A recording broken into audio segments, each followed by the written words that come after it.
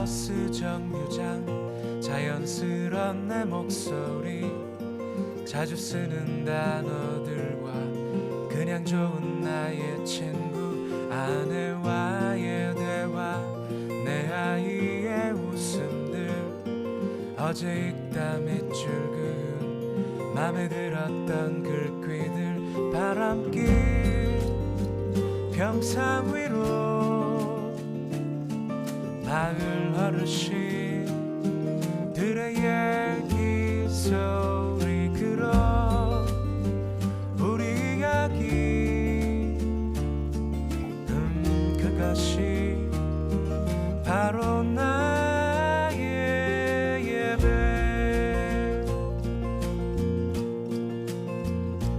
익숙한 자유로 좀 더 좁은 골목길 그가의 가로등과 길 건너 슈퍼마켓 이제 낡은 기타 퇴근길에 건널목 늘 푸근한 미소 띤 부모님의 넓은 가슴 그런 우리 이야기 새로울 것 하나 없는 일상 그러 내 이야기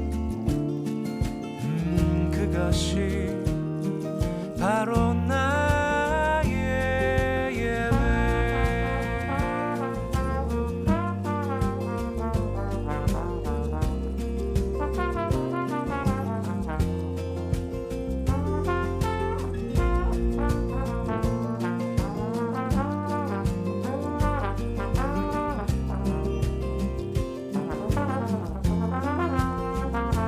그런 우리 이야기 새로울 것 하나 없는 일상 그러 내 이야기 그것이 바로 나의 예배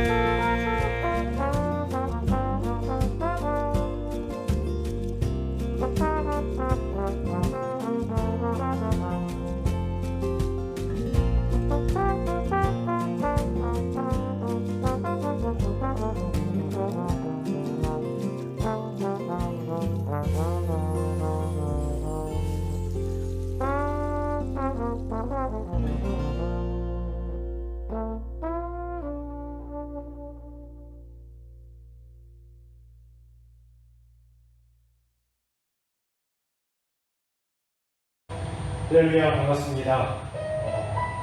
각자 예배의 장소에서 예배를 드리기를 준비하시는 우리 고등부 친구들 그리고 선생님들 함께 드리신 모든 가족 여러분들을 주님의 이름으로 환영합니다. 모두가 어렵고 힘든 시기를 지나가고 있습니다.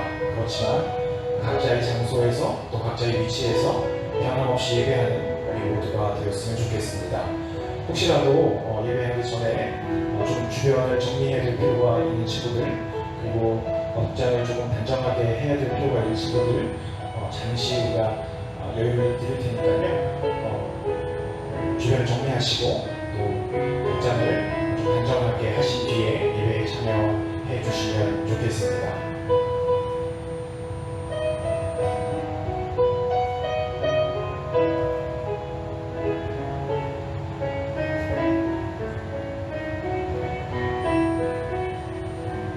네, 우리 시간 함께 찬양하고 또 예배하겠습니다. 전심을 다해서 함께 고백하고 함께 예배하는 귀한 시간 되기를 소원합니다.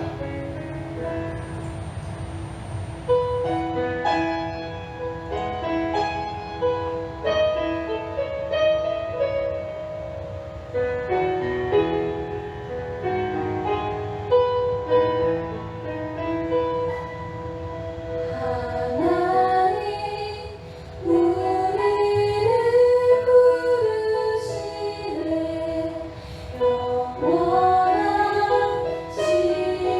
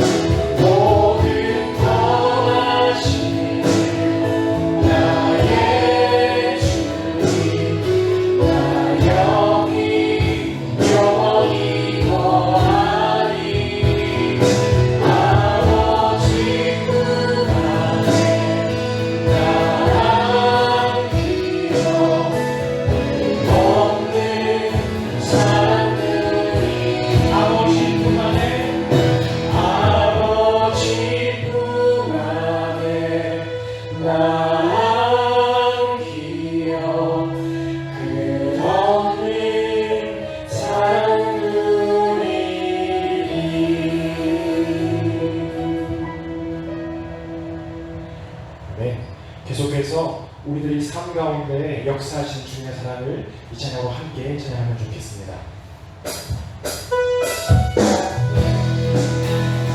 함께 주시면서 찬양하시겠습니다.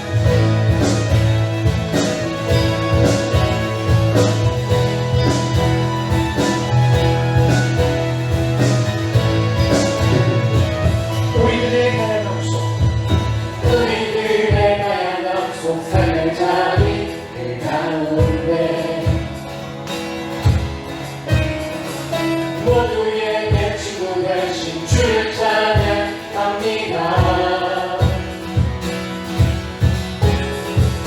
다른 모습 다른 방법으로 찬양하지만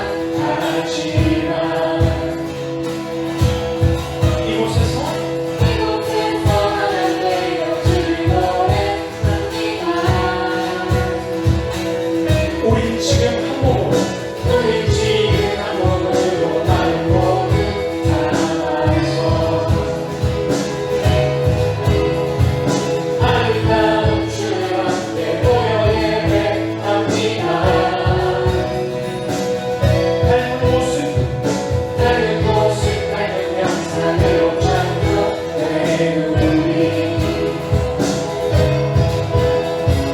이 시간에 목소리로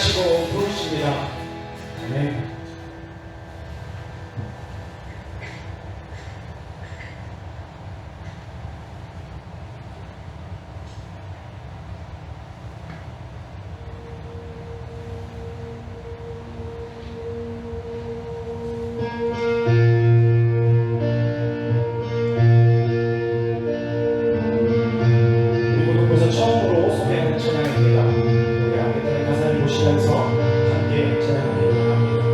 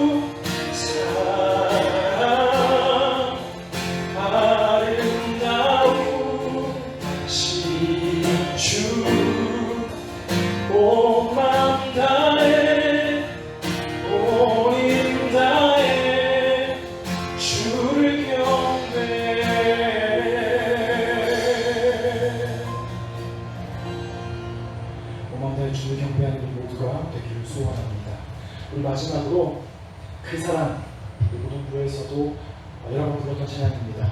우리 함께 가사를 보시면서 고백하기 원합니다.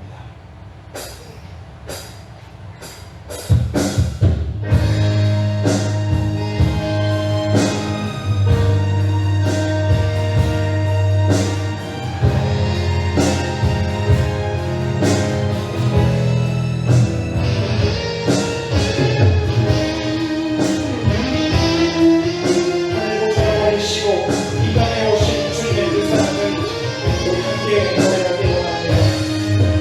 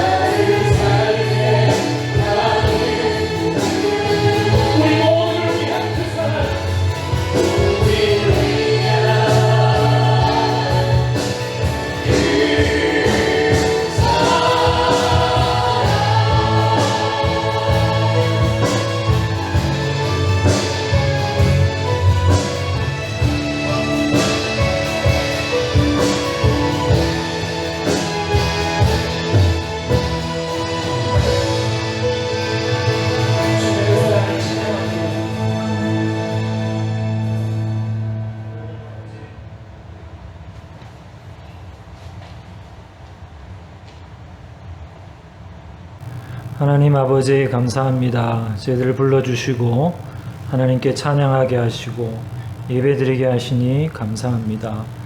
우리 친구들 현장에 있지 못하고 가정에서 예배드릴 때에도 하나님 동일한 은혜를 베풀어 주시고 이곳에 특별히 하나님 함께 하셔서 영광 받아 주옵소서. 예수님의 이름으로 기도드립니다. 아멘. 우리 사도신경으로 우리의 신앙을 고백하겠습니다. 나는 전능하신 아버지 하나님 천지의 창조주를 믿습니다. 나는 그의 유일하신 아들 우리 주 예수 그리스도를 믿습니다. 그는 성령으로 잉태되어 동정녀 마리아에게서 나시고 본디오 빌라도에게 고난을 받아 십자가에 못 박혀 죽으시고 장사된 지 사흘 만에 죽은 자 가운데서 다시 살아나셨으며 하늘에 오르시어 전능하신 아버지 하나님 우편에 앉아 계시다가 거기로부터 살아있는 자와 죽은 자를 심판하러 오십니다. 나는 성령을 믿으며 거룩한 공교회와 성도의 교제와 죄를 용서받는 것과 몸의 부활과 영생을 믿습니다. 아멘. 우리를 대표해서 정의상 선생님 기도해 주시겠습니다.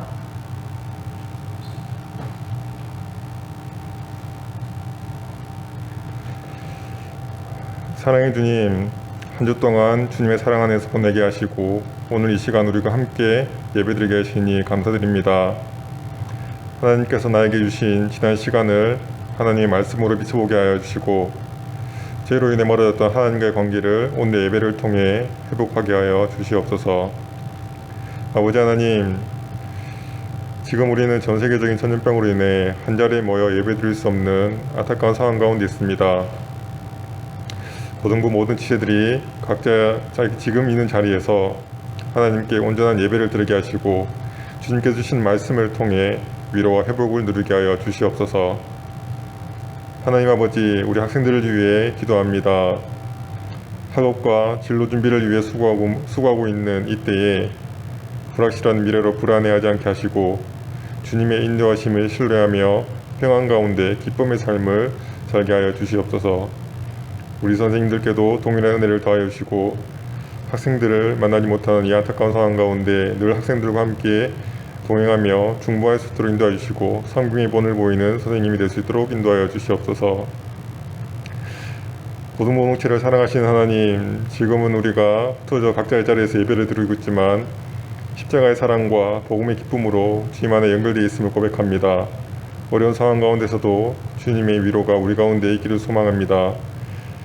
오늘 목사님을 통해 주시는 말씀 안에서 공동체의 하나됨과 주님의 인도하심과 그리고 십자가의 사랑을 누리는 시간이 될 수 있도록 인도하여 주시옵소서. 예배의 시작과 끝을 주님께 맡깁니다. 감사합니다. 예수님의 이름으로 기도드립니다. 아멘.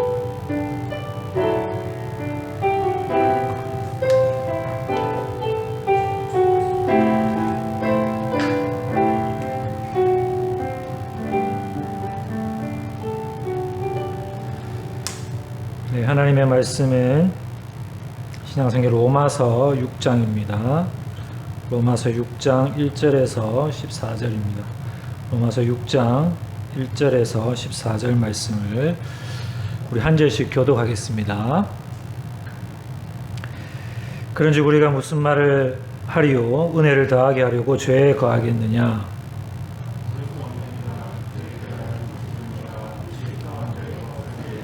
우리 그리스도 예수와 합하여 세례를 받은 우리는 그의 죽으심과 합하여 세례를 받은 줄을 알지 못하느냐?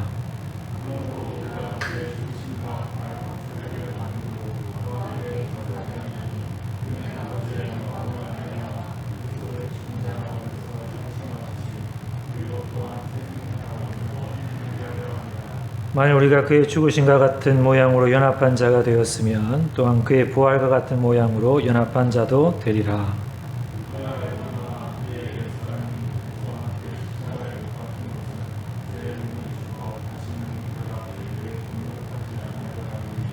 이는 죽은 자가 죄에서 벗어나 의롭다 하심을 얻었습니다.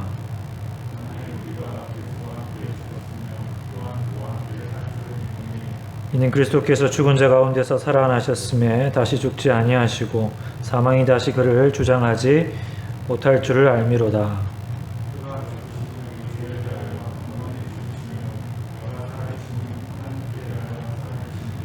이와 같이 너희도 너희 자신을 죄에 대하여는 죽은 자요 그래서 예수 안에서 하나님에 대하여는 살아있는 자로 여길지어다.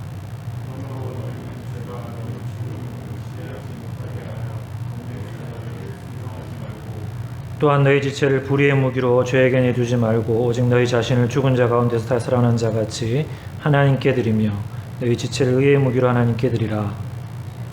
죄를 주장하지 못하리니 이는 너희가 법 아래 있지 아니하고 은혜 아래 있음이라. 아멘. 감사합니다. 네, 지난주보다 청중이 많아서 감사합니다. 네, 우리 물론 온라인으로 이제 내일 여러분이 듣게 될 것인데요. 예수님과 연합이라는 제목으로 함께 하나님 말씀을 잠깐 살펴보겠습니다. 자, 우리가 아는 대로 미국에는 노예 제도가 있었죠. 수많은 사람들이 자신의 의지와는 상관없이 미국에 잡혀와서 노예로 살았습니다. 특별히 아프리카에 있는 사람들을 바구잡이로 잡아왔죠. 저도 그 뿔이라는 그 드라마를 봤는데요. 제가 저 카메라 보면 됩니까? 네. 뿔이라는 드라마를 보면 거기에 정말 사람들이 그냥 잡혀와서 자기와 의지와는 상관없이 그렇게 노예로 살아갑니다. 비참하게 살아가죠. 정말 짐승과 같은 그런 삶을 살아갑니다.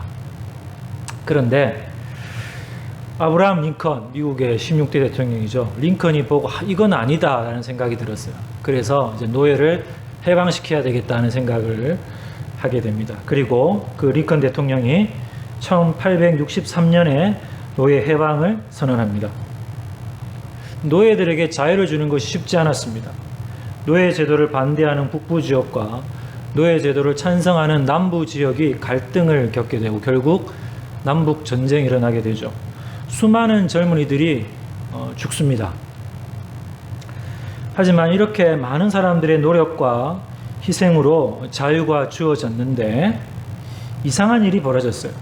해방된 노예들이 다시 옛날 주인을 찾아가게 된 것입니다. 이제 자유인이 되었는데 다시 옛날 주인을 찾아가는 거예요.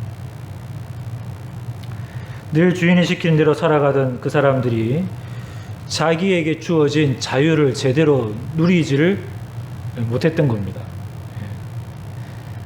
다시 노예로 살아가는 것이 익숙한 것이죠. 그래서 다시 옛 주인을 찾아가 노예로서의 삶을 자청합니다. 그런데 이런 문제가 우리에게도 있다는, 우리 그리스도인들에도 있다는 거죠. 신분적으로는 그리스도인이 되었지만 여전히 죄의 노예로 살아간다는 것입니다. 오늘은 어떻게 우리가 죄의 노예에서 벗어나서 하나님이 주시는 은혜의 자유의 삶을 살아갈 수 있는가 한번 살펴보고자 합니다. 그렇게 살아가기 위해서는 세 가지를 알아야 됩니다.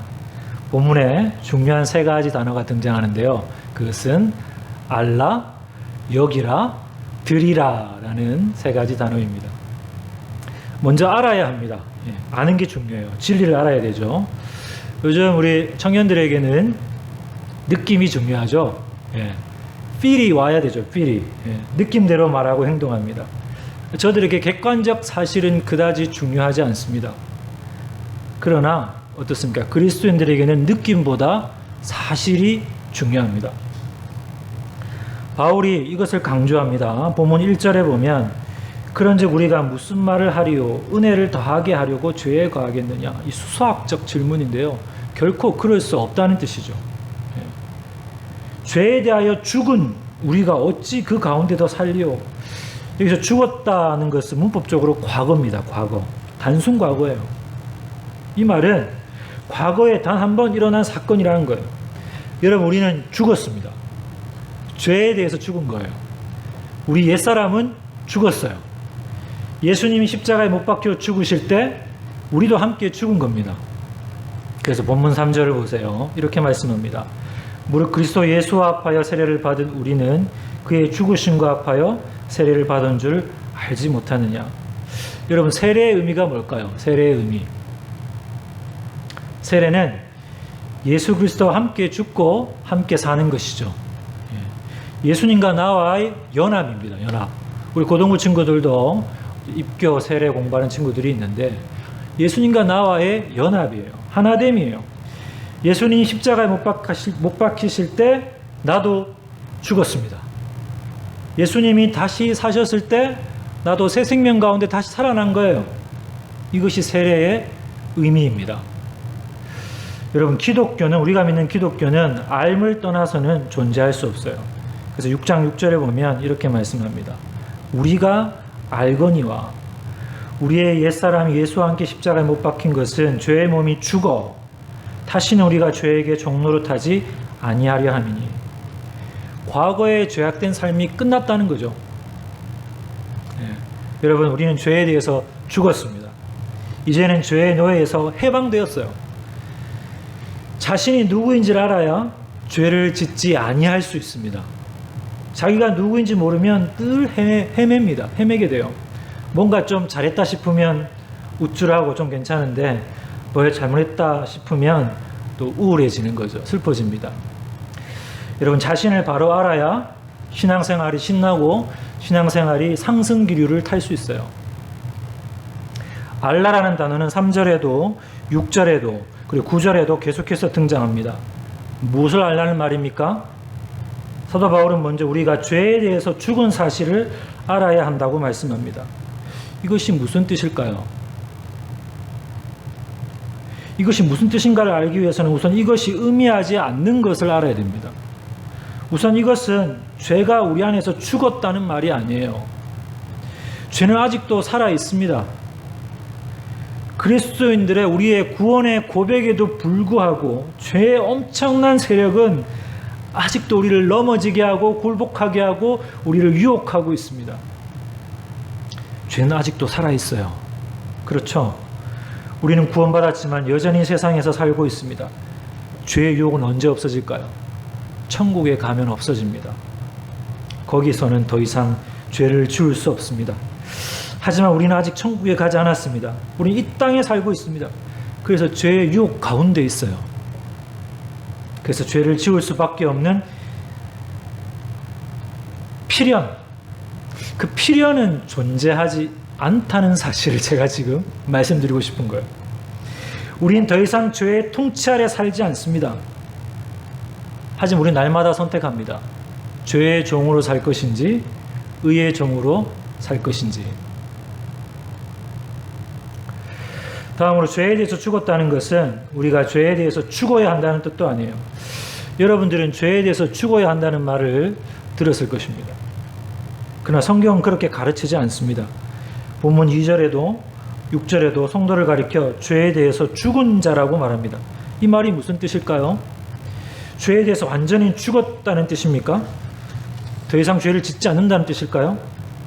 그렇게 생각하면 신약 성경의 다른 부분과 맞지 않습니다. 신약의 많은 가르침은 죄 짓지 말라라고 가르칩니다. 어떻게 말합니까? 분을 내어도 죄를 짓지 말라고 합니다.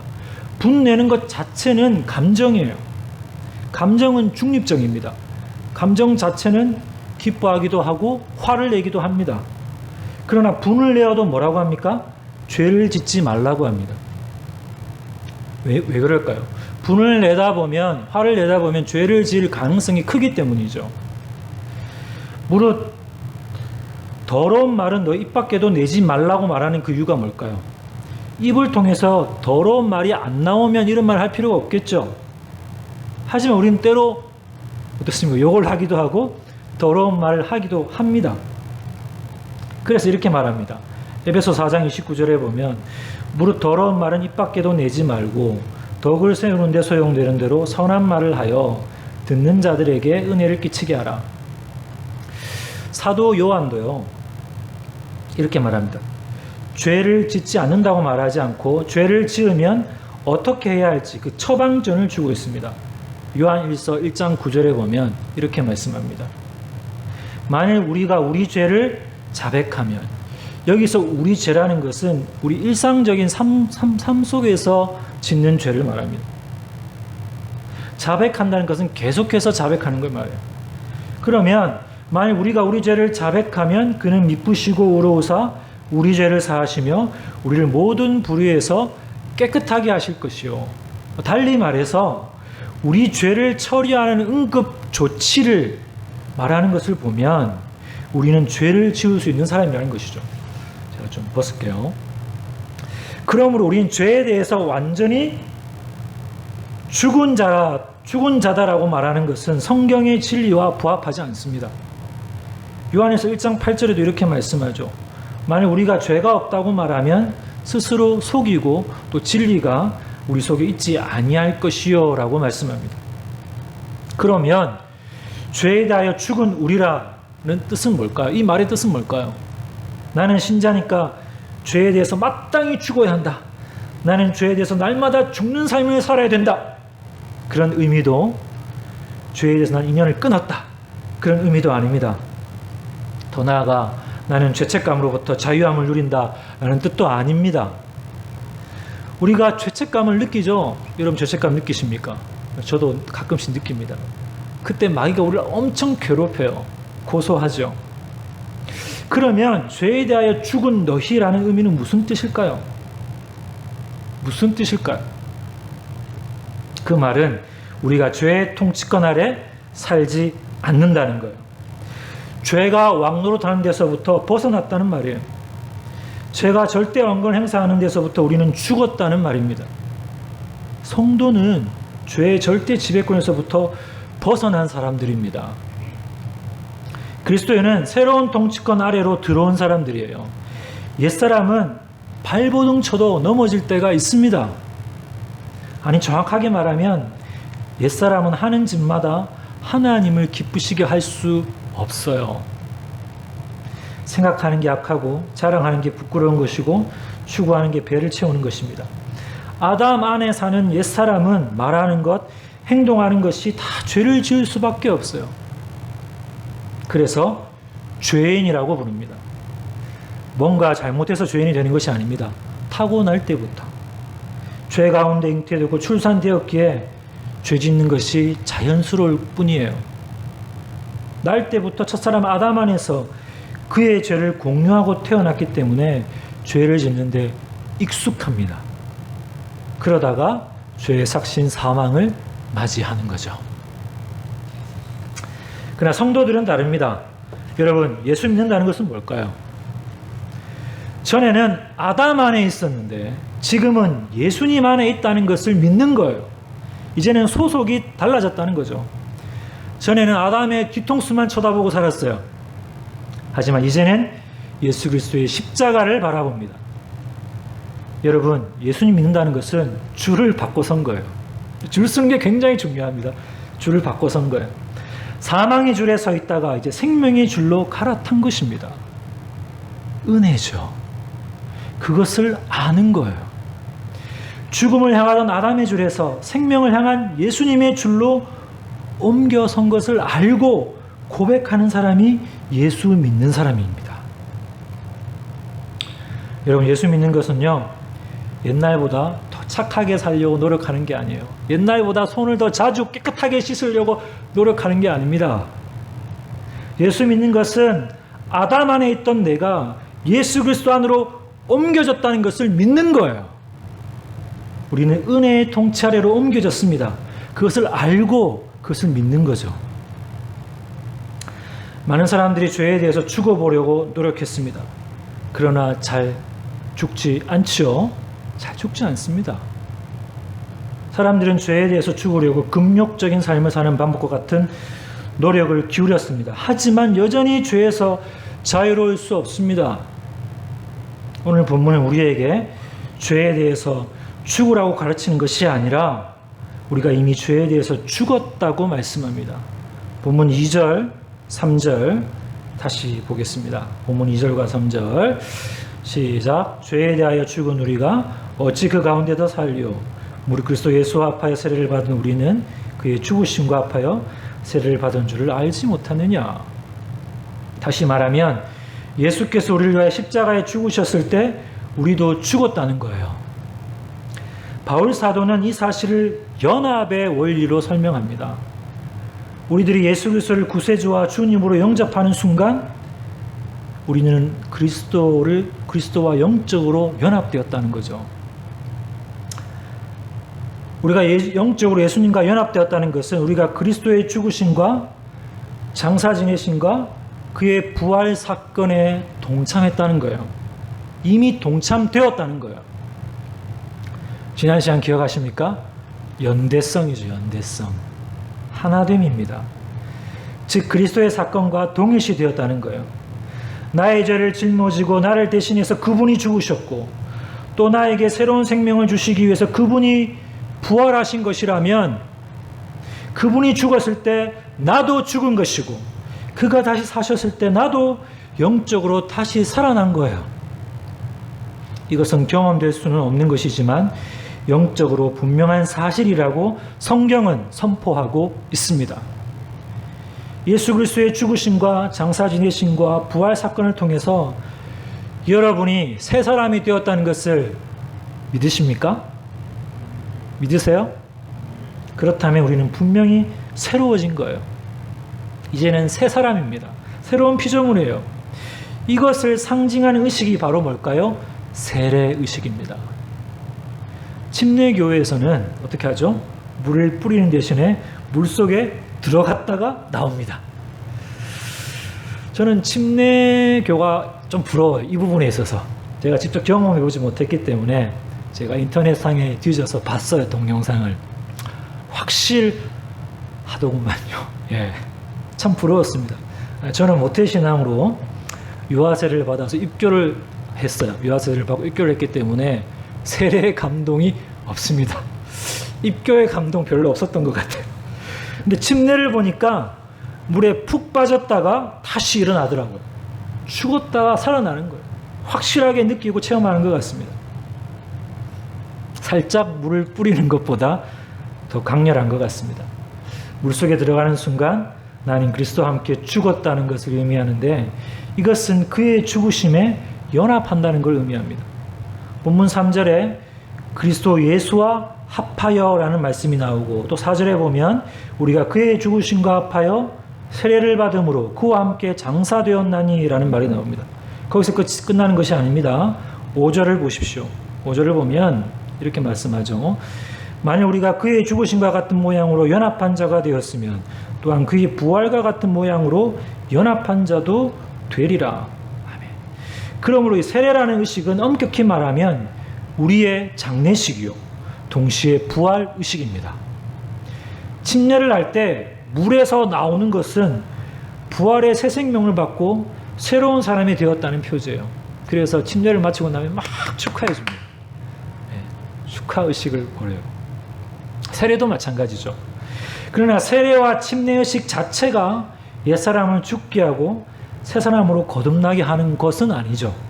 다만 세례라는 의식은 이미 내게 일어난 영적인 사건을 상징화하고 사람들 앞에서 공적으로 선포하는 그런 의미를 담고 있습니다. 자, 여러분, 우리는 예수님을 믿는 순간 그리스도에게 연합되어 십자가의 사건에 동참하게 되었습니다.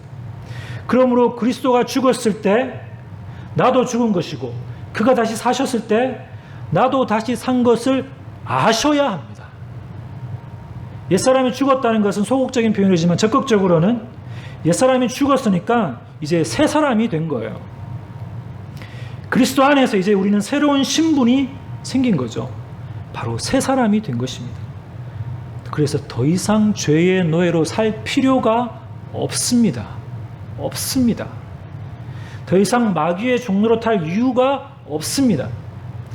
여러분, 왜 그리스도인들의 신앙이 성장하지 못하고 왜 죄를 이기지 못할까요? 그것은 우리에게 우리의 새로운 신분에 대한 정체의식을 확신하지 못하기 때문입니다. 예를 들어서 이재진 선생님 군대 갔다 오셨죠? 네. 예를 들면 이런 거예요.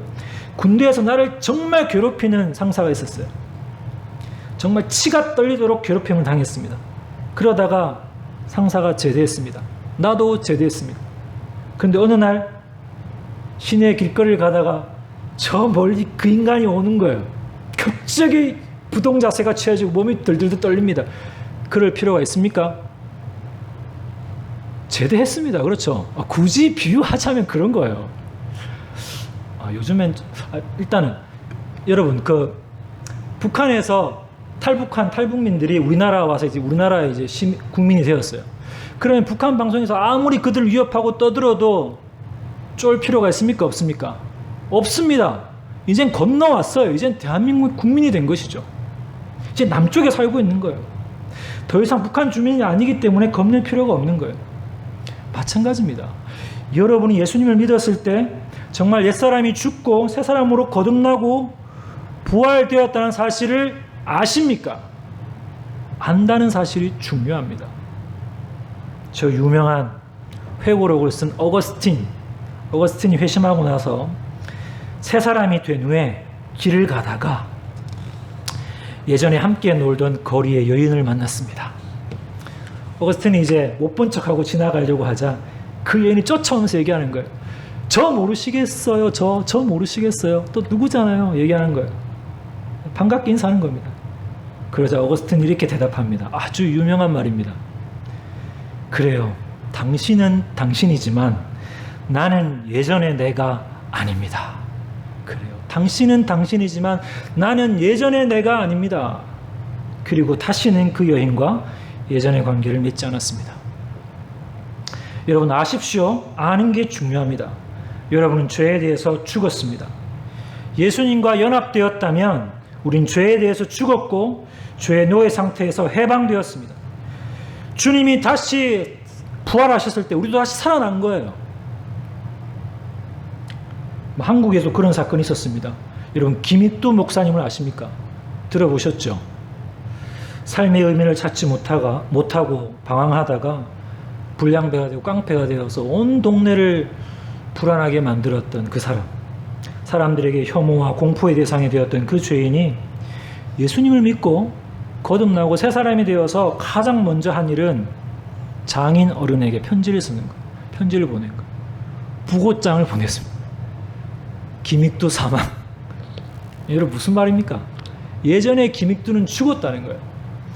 얼마나 과거에 예수 믿기 전에 아내를 괴롭히고 장인에게 염려와 고통을 주었으면 부고장을 장인에게 보냈겠습니까?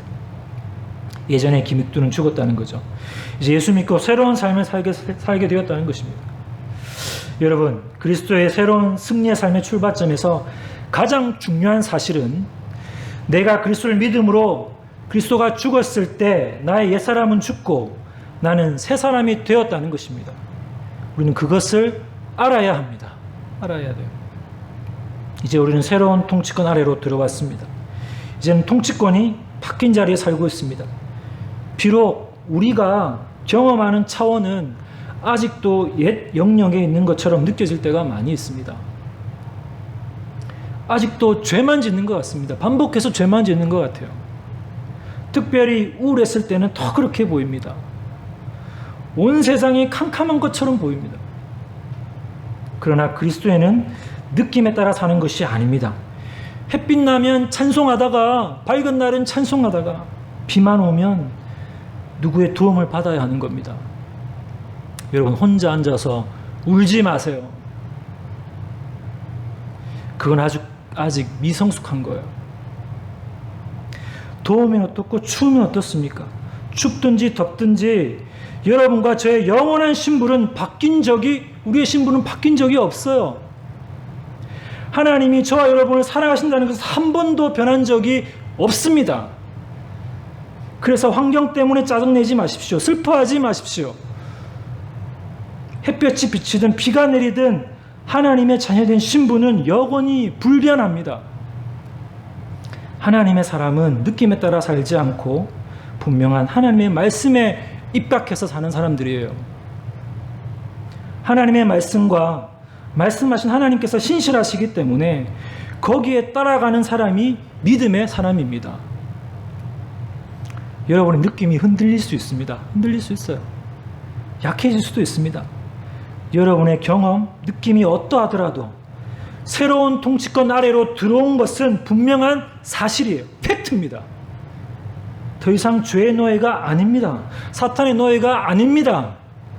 사랑하는 주님의 자녀예요. 예수 그리스도와 연합하는 이야기를 6장은 말하고 있습니다. 여러분 그리스도인답게 살아가고 싶습니까? 그렇다면 느낌보다 사실에 의존하십시오. 감정보다는 지성을 더 중요시하십시오. 본문 3절에 이렇게 말씀합니다.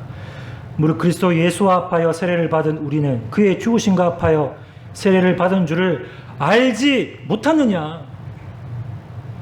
6절에도 우리가 알거니와 우리 옛사람이 예수와 함께 십자가에 못 박힌 것은 죄의 몸이 죽어 다시는 우리가 죄에게 종노릇하지 아니하리 함이. 9절에도 뭐라고 합니까? 우리가 알미로다. 믿고 고백한 그 아는 것에 입각해서 행동하라고 요청하고 있습니다. 그리스도인은 그리스도와 합하여 세례받은 사람이에요. 세례의 의미는 단 두 가지입니다. 세례가 의미하는 것은 그와 함께 죽는 것과 그와 함께 살아나는 거예요. 신앙인은 그리스도와 함께 죽고 그리스도와 함께 일으키심을 받고 그리스도와 하늘에 앉히심을 받았다고 말씀합니다. 에베소서 2장 5절 6절. 허물로 죽은 우리를 그리스도와 함께 살리셨고 너희는 은혜로 구원을 받은 것이라. 또 함께 일으키사 그리스도 예수 안에서 함께 하늘에 앉히시니. 할렐루야. 예수 믿는 것은 그리스도와 운명을 함께 하는 겁니다. 여러분 믿습니까? 죽으나 사나 그리스도와 함께 하는 것이 예수 믿는 거예요. 그리스도와 함께 죽고 그리스도와 함께 사는 것이 그리스도와 연합하여 세례를 받았다는 의미입니다. 이제 본문 10절에서 11절을 읽어보겠습니다. 10절에서 11절 시작. 그의 죽으심은 죄에 대하여 단번에 죽으시며 그가 살아계시면 하나님께 대하여 살아계심이니 이와 같이 너희도 너희 자신을 죄에 대하여는 죽은 자요 그리스도 예수 안에서 하나님께 대하여는 살아있는 자로 여길지어다. 그리스도의 죽으심의 특징이 무엇입니까? 단번에 죽었다고 말씀합니다. 더 이상 반복할 필요가 없어요. 예수님은 십자가에서 한 번 돌아가셨습니다. 그리스도가 죽었을 때에 나의 옛사람이 단번에 처리된 것입니다. 그가 살아계심은 하나님께 대하여 살아계심이니 이제 사는 것은 하나님과 계속 관계를 맺는 삶을 사는 거예요. 하나님과 교제하며 사는 겁니다. 이와 같이 너희도 너희 자신을 어떻게 하라고 말씀하고 있죠? 죄에 대하여는 죽은 자요 그리스도 예수 안에서 하나님에 대하여 어떻게 하라고요? 산자로 여길지어다. 여기 여길지어다 이 말씀이 아주 매력적인 말이고 승리하는 그리스도인의 삶의 비결을 잘 설명해 주는 말입니다. 때로는 우리가 우리 자신의 죄에 대하여 죽은 자로 그리고 그리스도 예수 안에서는 하나님께 대하여 산 자로 느껴지지 않을 때가 있습니다. 그러니까 여기는 거예요. 여긴다는 것은 우리의 경험에 입각해서 사실을 보는 것이 아니라 내게 주어진 신분에 내게 주어진 사실에 입각해서 내 느낌을 바로잡아가는 것입니다. 여길지어다 라고 명령하고 있어요. 명령법이에요. 여기셔야 합니다. 이와 같이 너희도 너희 자신을 죄에 대하여는 죽은 자로 여길지어다. 그리스도 예수 안에서는 하나님에 대하여 산 자로 여길지어다.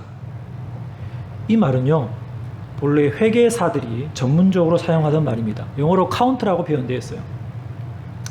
내 계좌에 입금이 되었다면, 저는 농협을 쓰는데 농협 계좌에 입금이 되었다면 현금이나 마찬가지인 것으로 여기라고 할 때 사용된 단어입니다. 만약 누군가가 여러분의 은행 계좌에 1억, 좀 더 쏠까요? 한 10억 넣었다고 생각해 보세요. 생각해 보세요.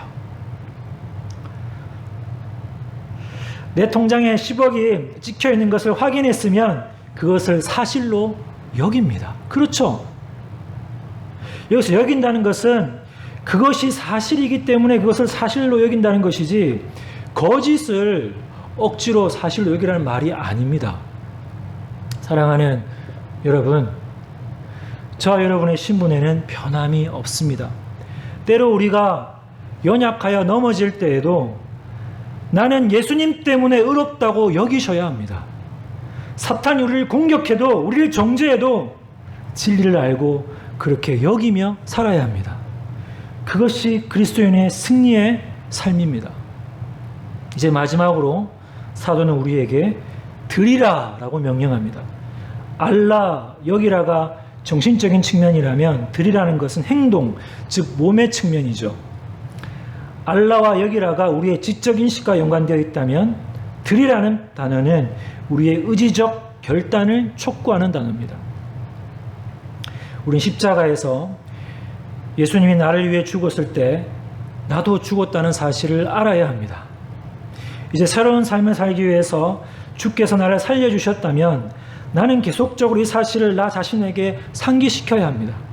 이것이 여기는 과정이죠.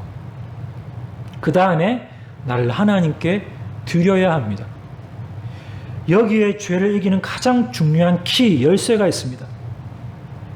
죄를 이기는 데 있어서 가장 중요한 것은 죄를 이길 수 있다는 믿음이에요. 그리스도인들에게 가장 문제가 되는 것이 뭘까요? 그것은 바로 패배의식이에요. 패배의식.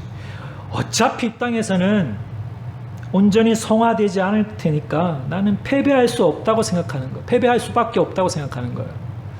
여러분 그렇습니까? 주님이 나를 거듭나게 하시고 부활의 새 생명을 주시고 그 가운데 새 사람으로 살게 하셨어요.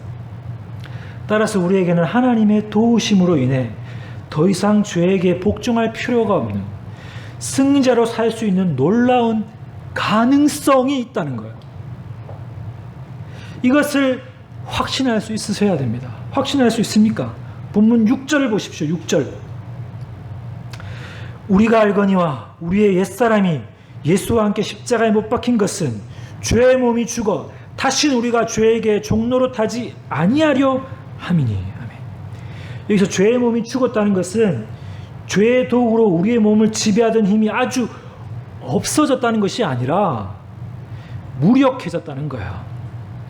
다시 말해서 그리스도의 십자가 사건으로 말미암아 죄를 이길 수 있는 능력을 주셨다는 말입니다. 이 말씀을 성 어거스틴이 이렇게 말했어요. 잘 들어보세요. 우리가 구원받기 전에는, 즉 예수 믿기 전에는 죄를 안 지을 수 없는 사람이었으나 구원받은 후에는 죄를 안 지을 수 있는 자가 되었다.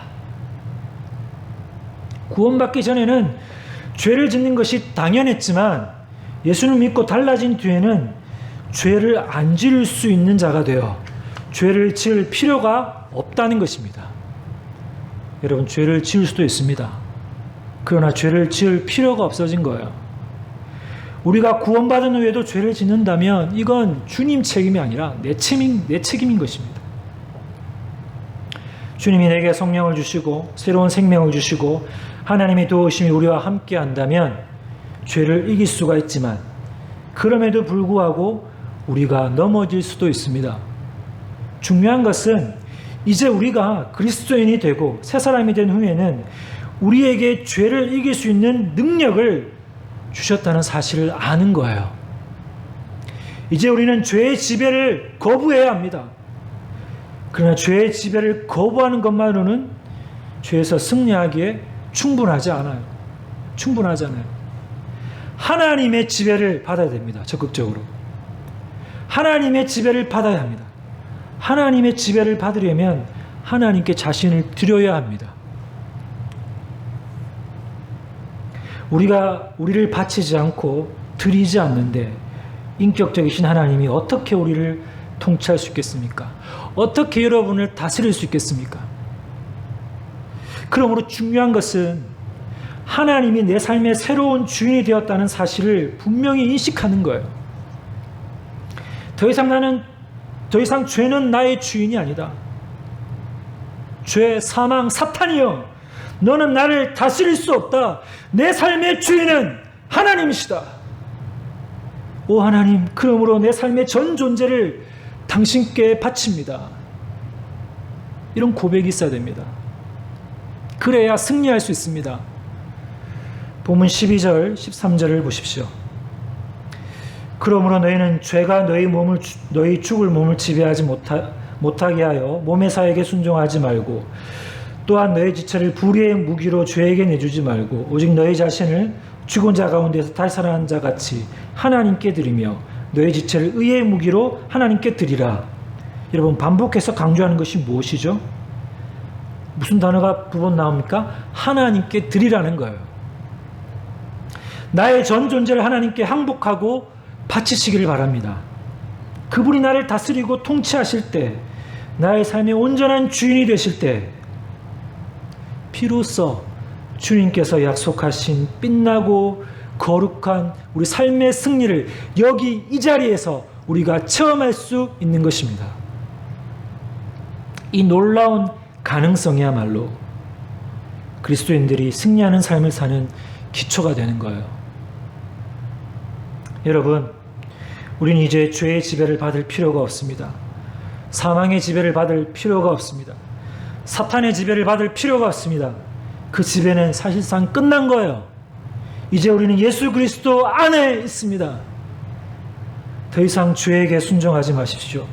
성경은 우리에게 더 이상 죄의 지배를 받을 필요가 없어졌다고 선포합니다. 여러분, 우리 인생의 주인이 달라졌어요. 죄가 우리의 주인, 사탄이 우리의 주인이 아닙니다. 하나님이 이제 여러분의 인생의 주인이 되셨습니다. 그분의 온전한 통치를 경험하도록 여러분 자신을 그분 앞에 하나님께 드리시기를 바랍니다. 내 손과 발도, 내 언어도, 내 생각도 다 하나님께 드리시길 바랍니다. 우리는 이렇게 기도해야 할 것입니다.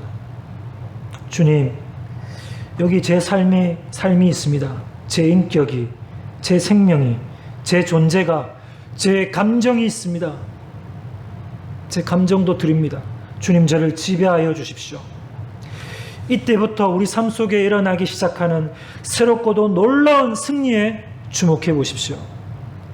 전에는 생소했던 이 승리가 이제 날마다 내 삶에 일어날 수 있습니다. 이 위대한 가능성 앞에서 사랑하는 여러분, 십자가로 돌아가서 거기서 죽은 여러분의 존재를 확인하십시오. 또한 새롭게 살아난 새 사람이 된 자신을 바라볼 수 있기를 바랍니다. 그리고 주님의 영광스러운 통치를 보기 위해서 여러분의 존재를 한번 던져보세요.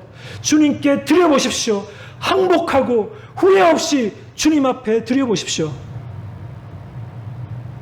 그래서 하나님의 영광스러운 통치를 경험할 수 있는 저 여러분의 삶이 될 수 있기를 바랍니다. 기도하겠습니다. 우리 합심해서 한번 기도하겠습니다. 반주 좀 해주시고요. 기도할 때 하나님, 제가 예수님과 이제 연합되었다는 사실을 제대로 알게 하시고 그렇게 여기게 하시고 더 나아가서 이제 내 자신을 나의 주인 되신 하나님께 온전히 드릴 수 있도록 도와달라고 우리 합심해서 한번 하나님께 기도하기를 원합니다. 기도하겠습니다. 아버지,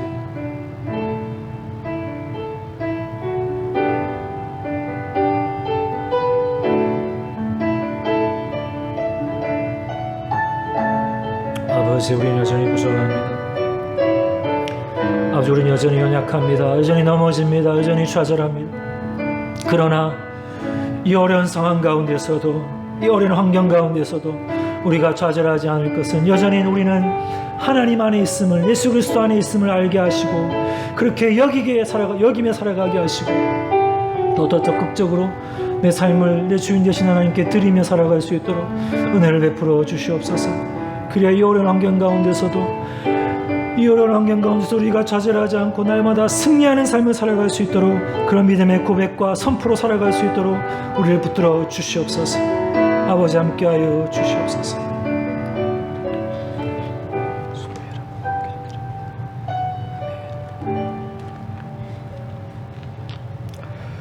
아멘. 주신 말씀 기억하면서 찬송가 436장 나의 이제 주님의 새 생명 얻은 몸 함께 찬양하겠습니다.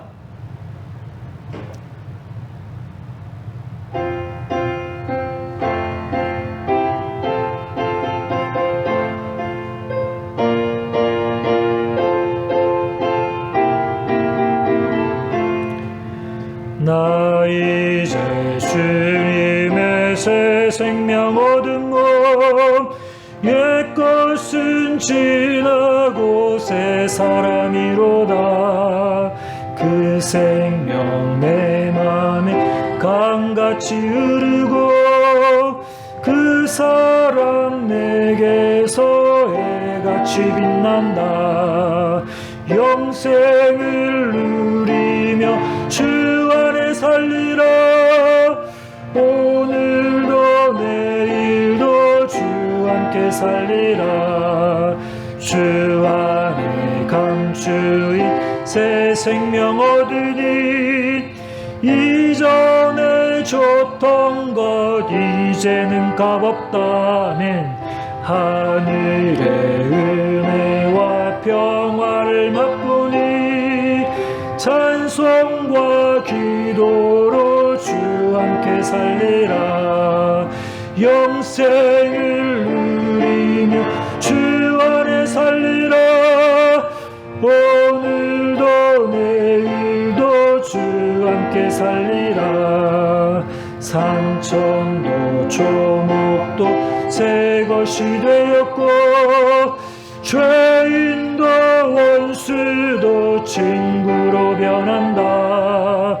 내 생명 얻은 자 영생을 누리니 주님을 모신 맘 새하는 영생을 누리며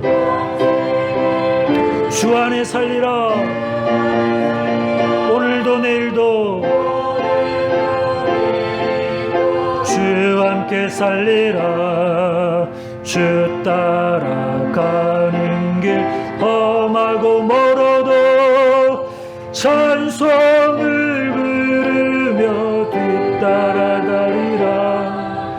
나 주를 모시고 영원히 살리라.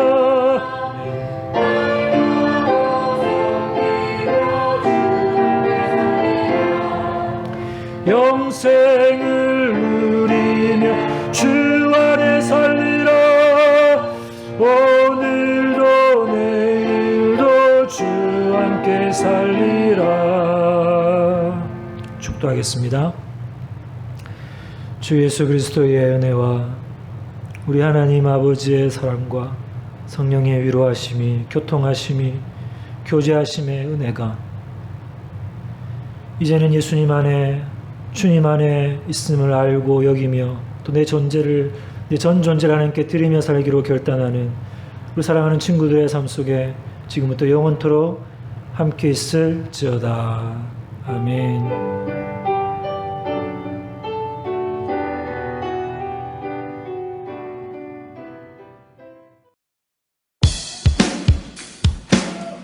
여러분 주님께 감사하십니까? 이 마음 변치 않았으면 좋겠습니다. 할렐루야!